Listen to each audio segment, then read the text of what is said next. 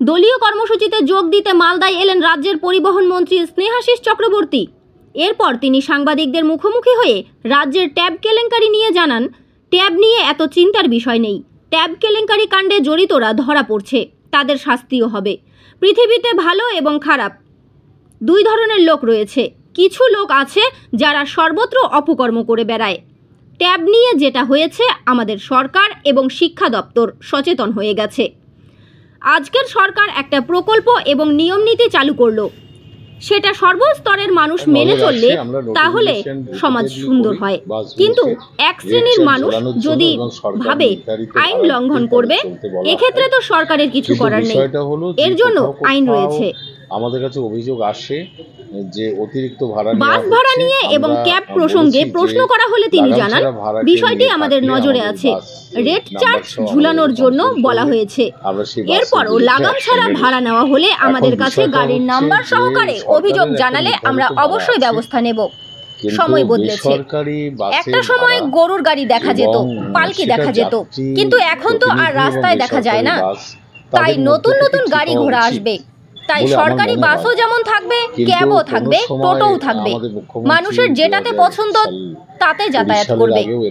নজর রাখছে, আমরা নোটিফিকেশন রিপিটেডলি করি বাসগুলোকে রেট চার্জ ঝোলানোর জন্য, এবং সরকার নির্ধারিত ভাড়াতেই তাদের চলতে বলা হয়।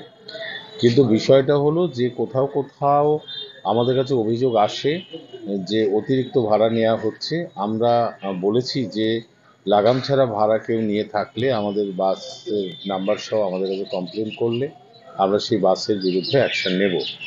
এখন বিষয়টা হচ্ছে যে সরকারের একটা নির্ধারিত ভাড়া আছে, কিন্তু বেসরকারি বাসের ভাড়া এবং সেটা যাত্রী প্রতিনিধি এবং বেসরকারি বাস তাদের মধ্যে থেকে ঠিক হওয়া উচিত বলে আমার মনে হয়। কিন্তু কোনো সময় আমাদের মুখ্যমন্ত্রী 2020 সালের আগেও এরকম কথা বলেছিলেন, কিন্তু বাস অ্যাসোসিয়েশনগুলো তারা নিজেরা একমত হতে পারেনি, যে যার ইচ্ছা মতো ভাড়া নিচ্ছিল বলে সরকারি ভাড়াতেই এখন লাগু আছে। এখন দেখুন পেট্রোল ডিজেলের দাম বেড়েছে, এবং বিজেপি সরকারের আমলে প্রায় পেট্রোল ডিজেলের দাম প্রায় দ্বিগুণের কাছাকাছি। আগে 60 টাকা ছিল, এখন 90-100 এরকম দাম। এই অবস্থায় সরকারি বাসে 5 কিলো পার কিলোমিটার কস্ট এটা ওঠে না, কিন্তু সরকার তো সাধারণ মানুষের জন্য ভর্তুকি দিয়ে আমরা বাস চালাই, কিন্তু বেসরকারি বাস মালিকদের প্রফিট না করলে তারা চালাবে কেমন করে? সেইখানে একটা কিন্তু সমস্যা আছে। ফলে কোথাও কোথাও যাত্রীরা বেসরকারি বাসকে 1 টাকা 2 টাকা বেশি দেয়, সেটা একটা অ্যাডজাস্ট হয়েছে। আমাদের সেটা নজর আছে, আমরা রিপিটেডলি তাদের নোটিফিকেশন করি যে যাত্রীদের যা ভাড়া নির্ধারিত করা আছে সেটাই নিতে হবে। কিন্তু আমাদের কাছে সুনির্দিষ্ট কমপ্লেন যদি আসে আমরা বাসের বিরুদ্ধে ব্যবস্থা নেব। স্যার, রাস্তা থেকে কার্যত বাস উধাও, এই সুযোগে কি সাটলো এবং ক্যাবের কি বারবারান্ত? না না, এইগুলো তো অবান্তর ভাবনা, অবান্তর কথা।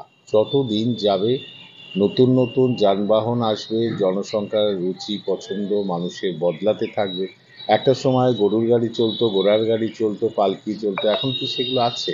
এখন নেই। নতুন নতুন যানবাহন তো আসবে, এটা মানুষের প্রয়োজনেই আসবে। বাসও থাকবে, ক্যাবও থাকবে, অটো থাকবে, টোটো থাকবে, প্লেন থাকবে, জাহাজ থাকবে, সবই থাকবে। মানুষ যেটা তার সুবিধার জন্য ব্যবহার করবে সেটা মানুষের ব্যক্তিগত চয়েস। ফলে একটা জিনিস মাথায় রাখতে হবে যে সরকারি বাস আজ পর্যন্ত পশ্চিমবঙ্গে স্বাধীনতার পর বা তার আগে থেকে যতগুলি সরকারি বাস চলত, এটা দিন দিন সরকারি বাসের সংখ্যাটা বেড়েছে, তো কমে। এখন বিষয়টা হলো যে বেসরকারি বাসের একটা 15 বছর হয়ে গেলে তাকে স্ক্র্যাপ করতে হবে, একটা ন্যাশনাল গ্রিন ট্রাইব্যুনালের অর্ডার আছে বলে। কিছু বাস প্রত্যেক বছরই 15 বছর হলে 2009 সালের পর থেকে ফেজ আউট হচ্ছে। এতে কিছু কমছে, আবার প্যারালালি আবার কেএমডি এলাকায় নতুন নতুন বাস রেজিস্ট্রেশন হচ্ছে। আমাদের তো তথ্য তাই বলছে। ফলে ঘাটতি খুব একটা কোথাও নেই।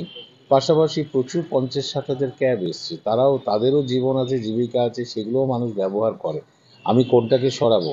আমি কাউকেই সরাতে পারবো না। মানুষ যা গ্রহণ করবে মানুষ তার নিজে গ্রহণ করবে।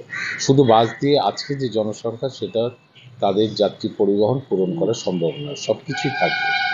স্যার, অভিযোগ উঠছে সরকারের উদাসীনতার কারণে কি বাস বন্ধ হতে চলেছে এবং ক্যাবের রমরমা বাজার। এগুলো অভিযোগ কারা করছে? নয় বিজেপি করছে, নয় সিপিএম পার্টি করছে, না হলে না বুঝে করছে।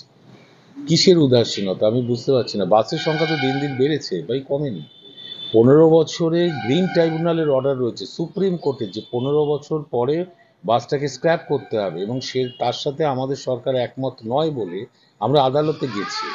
এমনকি বাস অ্যাসোসিয়েশনকে বলেছি আপনারা আদালতে অ্যাপিল করুন, আমরা সাপোর্ট দেব। সেখানে সরকারের উদাসীনতা এই শব্দটা কোথায় প্রযোজ্য আমাকে যুক্তি দিয়ে বোঝাতে হবে। কিসের উদাসীনতা?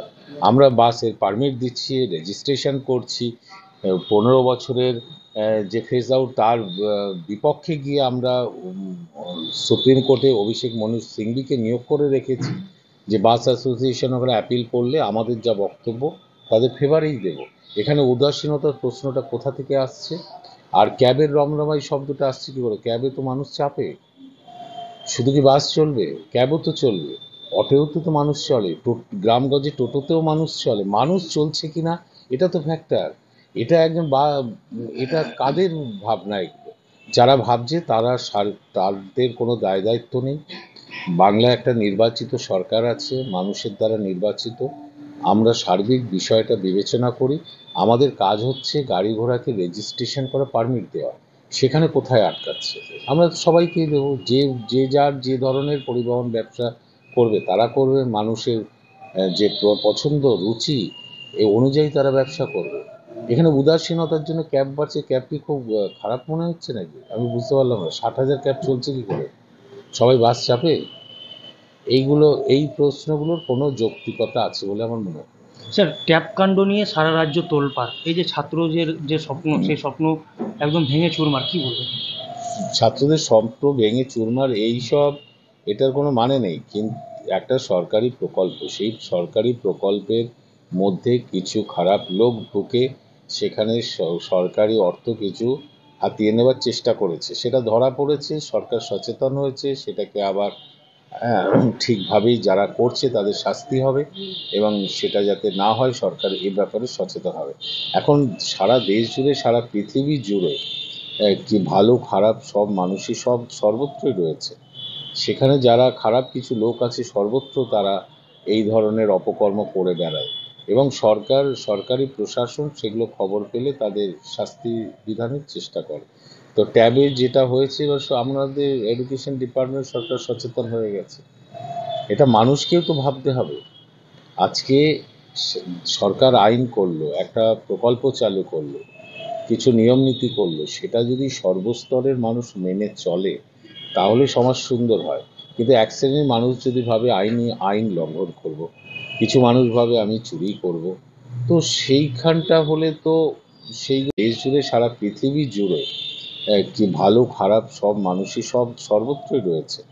সেখানে যারা খারাপ কিছু লোক আছে সর্বত্র তারা এই ধরনের অপকর্ম করে বেড়ায়, এবং সরকারি প্রশাসন সেগুলো খবর পেলে তাদের শাস্তি বিধানের চেষ্টা করে। তো ট্যাবে যেটা হয়েছে, আমাদের এডুকেশন ডিপার্টমেন্ট সরকার সচেতন হয়ে গেছে। এটা মানুষকেও তো ভাবতে হবে। আজকে সরকার আইন করলো, একটা প্রকল্প চালু করলো, কিছু নিয়ম নীতি করলো, সেটা যদি সর্বস্তরের মানুষ মেনে চলে তাহলে সমাজ সুন্দর হয়। কিন্তু এক শ্রেণীর মানুষ যদি ভাবে আইন লঙ্ঘন করব, কিছু মানুষ ভাবে আমি চুরি করব, তো সেইখানটা হলে তো সেইগুলো ঘটবে সাময়িকভাবে, তারপর তার সরকারও ব্যবস্থা নিচ্ছে, কিন্তু আমাদের সবার মধ্যে একটা আলোড়ন তৈরি হয় যে এটা কি হলো, ওটা কি হলো। তো সেই জায়গাটায় আমাদের পৌঁছতে সময় লাগবে, সেই দিনগুলো আসতে, যেখানে প্রতিটা মানুষের একটা বোধ থাকবে যে কোনটা করা উচিত, কোনটা করা উচিত নয়। যারা ক্রিমিনাল আছে তাদের জন্য আইন আছে, এবং বিচার ব্যবস্থা আছে, প্রশাসন আছে, তাদের শাস্তি হবে। ট্যাব নিয়ে অত চিন্তার কোনো ব্যাপার নেই। ধরা পড়েছে চক্র, এবং তাদের শাস্তিও হবে, সব ঠিকঠাক চলবে।